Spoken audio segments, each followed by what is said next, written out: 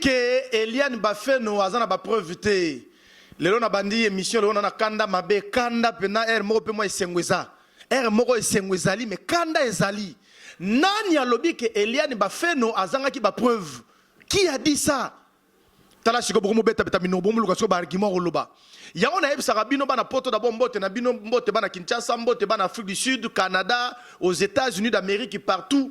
Bato tout bossa la confiance donc na TV na bino oh to benga donc à la une de la RDC TV donc allez-je dire boza la kara wana bo s'abonner massivement et belé po boza déjà na moto ba bengi esclave de la vérité Jules Ngandola na kozalaka wana po na yebisa bino vérité ndenge makambo le kana kini et puis partout. Balba qui Eliane Bafeno azana ba preuve te. Tala siko ndenge lelo donc kaka en tout cas face à face à liboso kaka mbala moko donc ba vérité bimi. Nana yebisa ki bino ke Eliane Bafeno azangi ba preuve. Ba journaliste ya internet et belé bazanga makamba oloba pona koluka ba buzz, il commence à dire n'importe quoi, à raconter n'importe quoi pona lora ba buzz. Et alors, siko tande boyoki siko soni. Bwane ko na TV ba pesi no mbongo soki wapi wapi pona ko finga mona mwasi bato Eliane bo finga yo azandumba nini boye ayemba kita dike ko yemba na kofi mbala mo ne kofi alalio nana yebi so yembi na kofi mbala mo kofi alalio. Non mais attends là, qu'est-ce qui ne va pas? Eliane Bafeno avait ses preuves. Elle ne pouvait pas aller à la justice tant qu'elle ne savait qu'elle n'avait rien comme preuve. Elle a ses preuves. Et si vous avez la justice, et même si vous avez Talanenge Moïse Mbi, Akoma Yolenga Lenga. Akomi Golenga Lenga, Akoma Yolenga Lenga, Akoma Yolenga Lenga. Tolobi dossier Tokena Motina Souka, et puis justice Yamboka na biso ke tozo tale la bino, tozo lande la bino penage, soki makambu oyo. Ba memi yango mabe, ah. Nous qui sommes de la presse, nous serons obligés donc de hausser la voix. Pour tout le monde déjà que dossier déjà, comparution déjà à Liboso déjà à Yapamba déjà, tout le monde n'est pas pasteur Moïse Mbi et Yemorandimi. Yemorandimi na malembe déjà. Oyebi mona moi oui, bo vivana ye oui. Azana ni o aza jusqu'à preuve du contraire aza fiancé nanga. Oh mais fiancé non deni. Boni boro totika ba jet. Fiancé on yandeni. Totika ba jet. Église cité Bethel bandimi tande boyoki soni. Bandimi cité Bethel tande boyoki soni. Boane go wanga na o pasteur na biso yebele kote. Bazo considérer pasteur Moïse Mbiye makambu. Nyonso on ezali baza contre succès na ye. Oh nini. Siko moto bino bo défendre belé bobi ke ba considérer makambu ye mo akekuna andimi. Andimi na yeke ba vivana Eliane.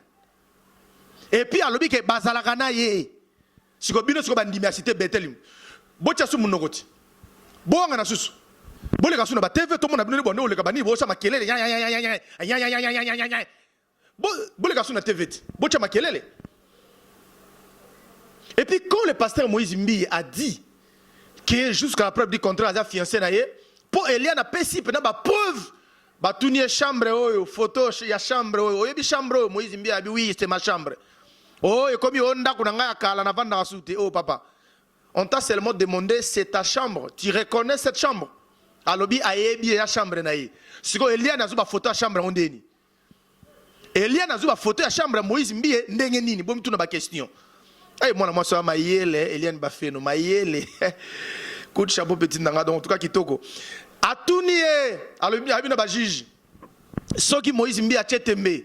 Alakisa na mukongo na ye atana tatouage moko beta na mukongo tatouage ya munene na mukongo na ye a efasa ngona laser mais netika efasa ma bien te ezali so alongoli chemise na singlet to mo na bino mo ba preuve sikoyo tango batuni pasteur Moïse Mbi a reconnaître que oui a solo quoi ba tatouage wana ezalaki mais ezaka soute so ndene bo sikoyo bajiji batuni Eliane mwana bato ayebi yango ndenge nini kiyoza na tatouage ya pona bo sukola na yepe na piscine morote sikoyo ayebi ndenge nini kiyozi oza na tatouage na sima mukongo no ayebi yango ndeni totika baje ko totika baje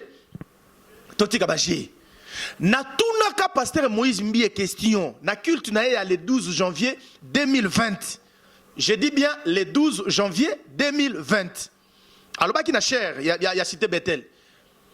Et si na balaga déjà, na salaka kutu déjà processus union surtout et tikalaga religieux. Mais messieurs, par là on suppose que vous êtes mariés? Vous êtes réellement mariés?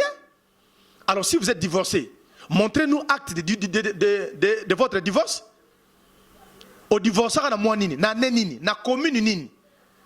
La kisabiso acte de divorce que au divorce ka. Au monde psycho contradiction. Psycho devant justice contradiction bimi. Yo moko lobi ke nzamba yebisaka yo o bala susu te. O sala ndenge ya lingi o makambo libala tika yango. Mais acte de divorce yango ti le auto monate. Voilà pourquoi moi je considérais toujours le pasteur Moïse Mbiye comme un marié. Psycho devant la justice a komi kuna susu Eliane fiancé nanga oh papa boni boko. Yo moko lobi ke nzamba pekso mama obala ti. E komi so mama Eliane su fiancé no su ya ndeni. Moi komi ko saka na bato. Vous nous prenez comme des petits gamins? Attends là, qu'est-ce qui ne va pas? Yo mo loba ke nzamba pekso mama obala. Bo siko Eliane na justice na okolo ba Eliane a fiancé no. A komi fiancé no siko ya ndeni susu. Oh, nzamba pekso ka obala o chamwasi na ndaku, mais nzamba pekso o continue ko vivre na fiancé. Oyo, il faut bola la kana ye, bo sala makambo tout ba marié ba sala na butu. Ya wana nzamba autorisé yo. Yebisanga wana nzamba autorisé siko ne bongo. Totika ba je. Hein? Et puis surtout, na habité mutumo ya membre ya famille na bango ya mwana mwasi boye na otanga kombote po eza bena importante. Oyo zo tambola butumo yo zo la te ko kende ke ba o koti présidence obimi o kende bo obimi o tambola ka boye. Hein? So ibe ya Moïse Mbiye. O tambola trop vanda te. O kota présidence mabe kuluka o kota a ko sengela pardon bokangani so bokangie tala kaka église bato bokima nini bona boye botika yeko tala so bokangie tala o comment tambola mi popo nini. Nous demandons à la justice de notre pays de faire son travail comme il se doit. On n'a aucun problème, là j'insiste, aucun problème avec le pasteur Moïse Mbiye. Il n'y a même pas un acharnement, je ne sais pas, un acharnement contre le pasteur Moïse Mbiye. Mais le problème c'est quoi? Nous voulons seulement que dans ce dossier, il faut que la lumière soit faite. Ce qui, moi, n'abatu, Eliane Bafeno, Azali, Mabe, la justice, Bakangaye. Ce qui peut Moïse Mbiye, Moutaza Mabe, Bakangaye. Oh, tout le monde bakanga bato belé ba dio mindonga bakanga bango ba ça il bakota prison banini ba ça c'est pas un succès. Ça c'est un succès. Pour Moïse Mbiye comme oh bola contre succès na bon ça c'est pas un succès na it. Bon papa mbakusu bakanga papa mala poto à kota prison. Et c'est Moïse Mbiye à l'équipe papa mala succès. Boni boko. Ezali kamonde ke osali mabe bakangi yo. Maramusu te ko oh bona boye bona non, osali mabe bakangi yo. C'est fini. Oh, tout ce que chers amis, en tout cas, là, on a une kanda mabe parce que mon marambo nezo kende. La manière dont cette fille a été salie, azaki sali na niveau moko sali donc ba fingiye ba sekiye o aza contre succès à pasteur Moïse Mbiye o azo luka ba bale na makasi o nina o luka ba fu ba pesa yembongo yango azo sala bongo metala lelo sikoyo boy devant justice comme yo jusqu'à présent elle est ma fiancée. Oh, ta fiancée depuis quand? Depuis quand?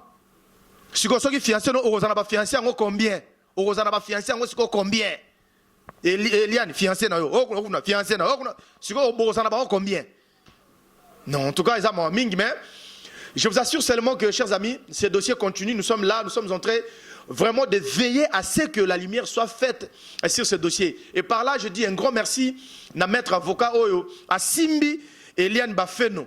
Ou Simbi collège avocat à Eliane Bafeno. Maître Jimmy Ngalas.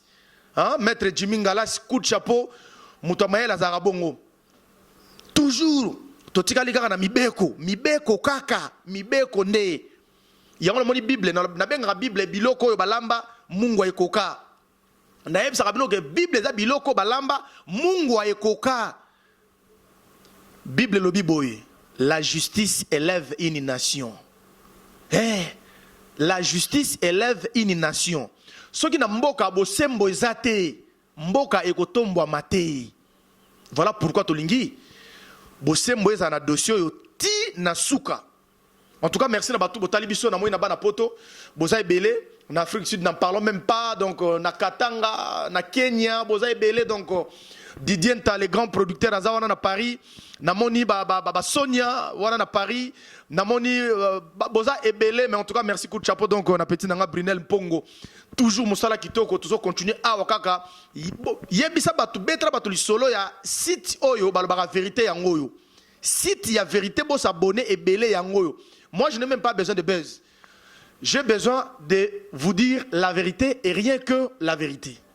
Voilà. Parce qu'en dehors de faire passer les messages sur Internet, je suis à Lingala Facile et je suis directeur de programme dans une chaîne de télévision de la place qui s'appelle Op TV. Donc voilà. Donc je travaille des places. Je n'ai même pas besoin de dire n'importe quoi sur Internet pour nous baise. Ça m'est égal, je travaille déjà. Des places. Vous voyez? Donc ne me comparez pas avec les jeunes gens qui viennent à la télévision, surtout sur Internet, pour dire n'importe quoi. Mais quand vous vérifiez le problème, le contenu, c'est vide. Jules Ngandona n'est pas comme ça. Merci. Si vous voulez me contacter, contactez-moi au plus 243 999 131 004. Je reprends. Plus 243 999 131 004. Même sur WhatsApp, je suis là, toujours au même numéro.